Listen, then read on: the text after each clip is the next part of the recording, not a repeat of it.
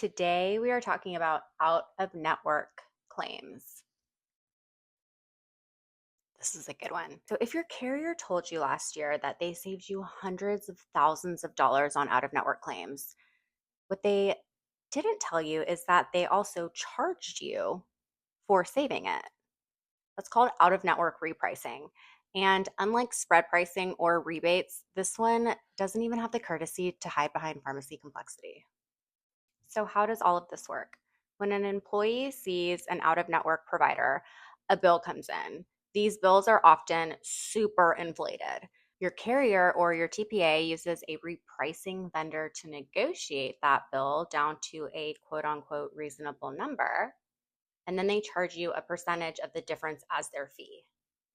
Typically, it's like 20 to 30% of savings. Quickie little example, $300,000 in savings times 30% is a $90,000 fee. Now, here's where it gets a little complicated. That $300,000 in savings is calculated against a benchmark. So the benchmark is going to be a number representing what the service should have cost. But who sets that benchmark? Often your carrier or their repricing vendor. And if your carrier owns the repricing vendor, which happens, then that's another issue. They have a direct financial incentive to establish a higher benchmark and then produce a larger savings and then get a larger savings percentage fee. Everyone's just making up numbers and throwing them around. Carriers are using out-of-network repricing as another revenue generator, not as a cost protection tool for employers. So why is this happening? Because the contract allows it. Because most employers never ask who owns the repricing vendor. I mean, how would you know to ask that? The employer sees a savings line in the carrier report and takes it as face value.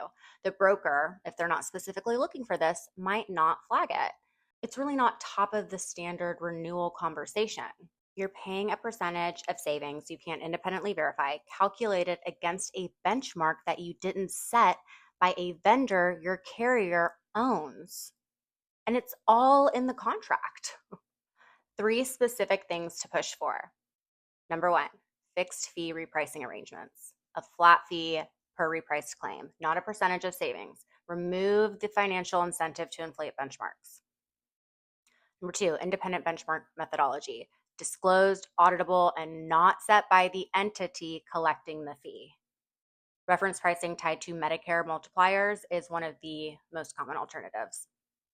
Number 3, full vendor relationship disclosure. If your carrier has a financial relationship with the repricing vendor, you should know about it and it should be disclosed in writing.